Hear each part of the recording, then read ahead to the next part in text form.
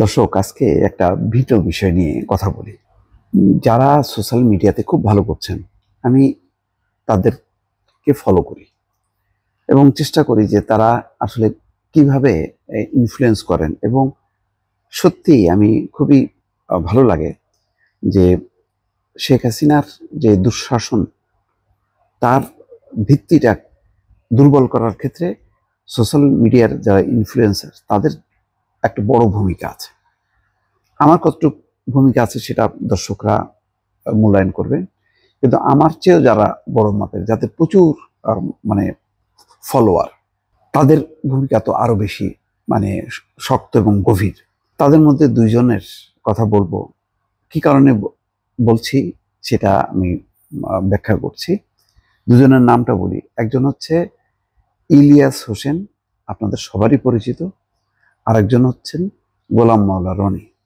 ইলিয়াস হোসেন সাংবাদিকতা থেকে এই ইনফ্লুয়েন্সার হিসেবে এসছেন, আর গোলাম মাওলা রনি রাজনীতিক ছিলেন। রাজনীতিক থেকে তিনি এই ইনফ্লুয়েন্সার হিসেবে সোশ্যাল মিডিয়া রীতিমতো কাঁপিয়ে বেড়াচ্ছেন। দুইজনেরই প্রচুর ফ্যান ফলোয়ার আছে এবং তাদের প্রতিটা লেখা বক্তব্য মানে অনেক রেসপন্স করে। কিন্তু একটাই শুধু কষ্ট লাগে যে যারা শেখ হাসিনার পতনের পেছনে খুব বড় জোরালো ভূমিকা রাখলো, যখন তারা আবার এটাকে পাশ কাটায় বা এটাকে ওভারকাম করে, আমি বলবো যে পাশ কাটানো না, এটা তো তারা সেই কাজটা করেছেন।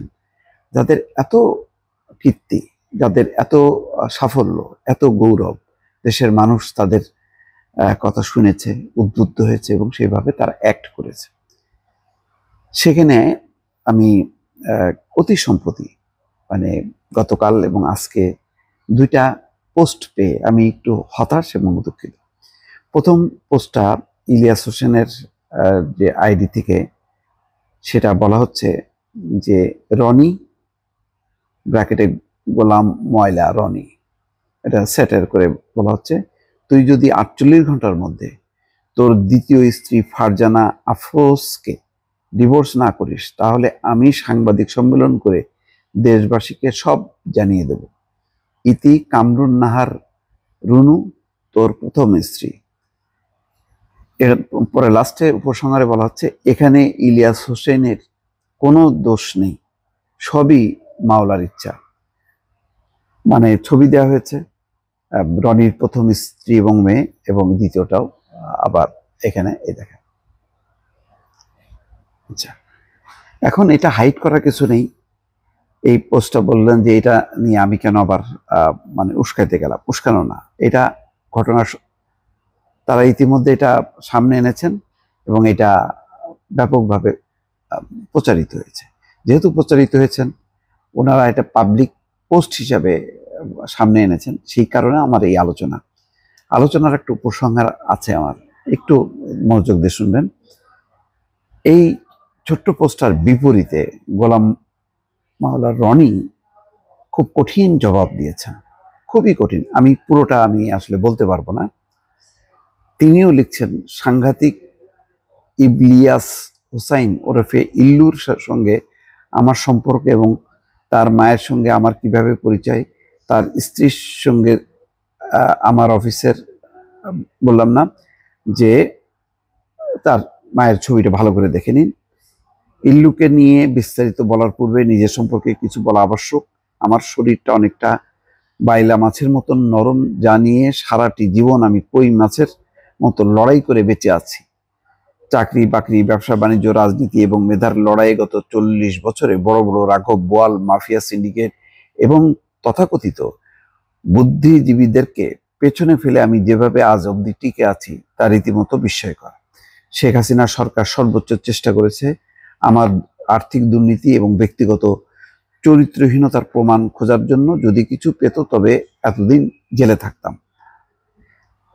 জীবনে আমি ইল্লু বিল্লুদের সঙ্গে কোনোদিনই লড়াই করিনি। যাদের সঙ্গে লড়েছি তারা ক্ষমতার বিত্ত বৈভবে দেশ সেরা এবং সব লড়াইয়ে প্রতিপক্ষ পরাজিত হয়েছে।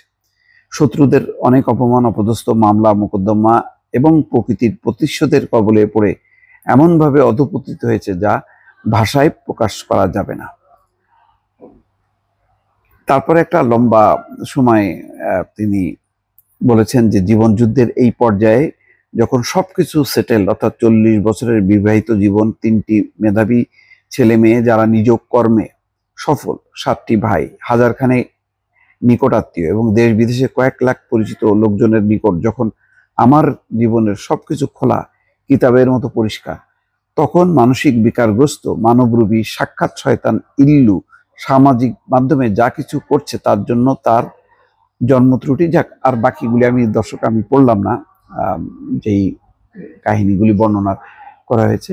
আমার একটা কষ্ট লাগে হলো এই যে দেখেন, এই দুইজন যদি ব্যক্তিগত শত্রুতায় রূপ না নিত, এবং শুধু তারা দুজন না, আমি সবচেয়ে বড় বড় ইনফ্লুয়েন্সারদের দেখছি যে একজন আরেকজনের বিরুদ্ধে। আমি মানে আরো অন্যান্য ভারতের ক্ষেত্রে দেখি, পাকিস্তানের ক্ষেত্রে দেখি, আমি কিন্তু কখনো দেখি না যে এইভাবে তারা একজন আরেকজনকে হেয় করে, একজন আরেকজনের পিছনে লেগে থাকে, ব্যক্তিগত জীবন নিয়ে টানাহেঁচড়া করে, এগুলো কখনো দেখি না। আমাদের কেন মানে ইনফ্লুয়েন্সাররা এটা করেন, এবং বিশেষ করে ইলিয়াসের মতন বা গোলাম মাওলা রনি, গোলাম মাওলা রনি হয়তো বলতে পারেন যে আমাকে, আমি জাস্ট জবাব দিচ্ছি, কিন্তু জবাব দিতে যেহেতু এমন বিষয়টা নিয়ে এসছেন, ইলিয়াস হোসেন তার মা বাবা সবাইকে মিলে, তার স্ত্রী মিলে, এটাও তো আরেকটা মানে দুর্ভাগ্য। আমি বলবো এটা দুর্ভাগ্য।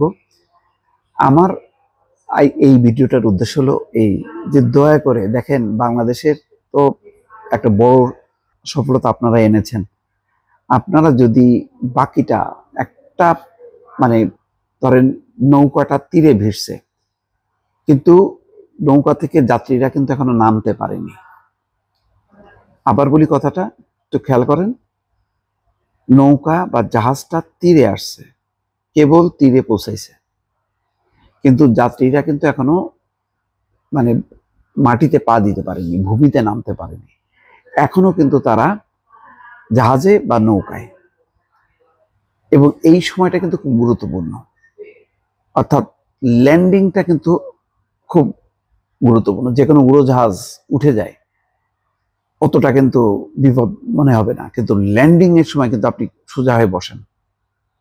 খেয়াল করেন, আপনার নিজেও চিন্তা করে দেখেন, আপনি যখন ওড়েন অতটা লাগে না, কিন্তু যখন নামতে যায় তখন মনে হয় যে হায়, যদি চাকাটা স্লিপ করে, যদি মানে কাত হয়ে যায়, যদি কিছু একটা হয়, তখন কিন্তু আপনি। সুতরাং বাংলাদেশের এখন কিন্তু ল্যান্ডিং টাইম খুব ইম্পর্টেন্ট। ওই জাহাজটা আসছে, এখনো পানিতে আছে, নৌকাটা আসছে তীরে, পানিতে আছে, নামে নেই, যাত্রীরা এখনো নামে নেই, বিমানটা এখনো ল্যান্ড করেনি, ল্যান্ড করবে।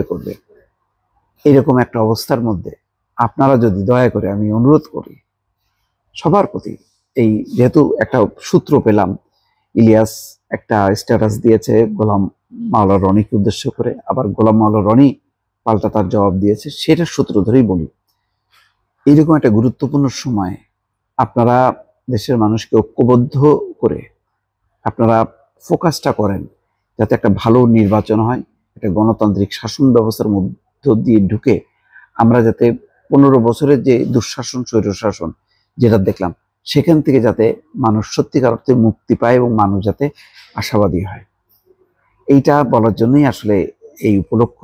আপনাদের দুজনেরই সাবজেক্ট আমি উল্লেখ করে দিলাম, নতুবা মনে হতো যে আমি ইচ্ছাকৃতভাবে মানে বানায় কথা বলছি না।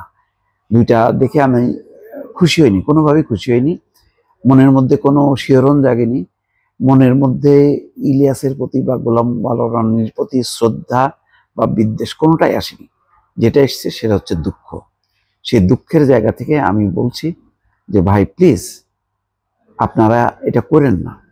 ইলিয়াস আমার ছোট, আর গোলাম মাওলা রনি রাজনীতিক, তাকে শ্রদ্ধা করি, দুজনই আমার বয়সে ছোট, সেই কারণে অনুরোধ করছি যে প্লিজ, এখনো একটা ক্রিটিক্যাল সময় আমরা পাড়ি দিচ্ছি, এই সময়টা ব্যক্তিগত শত্রুতা, মান অভিমান খোঁচাখুচি করা বন্ধ করে একটু দেশের দিকে তাকান।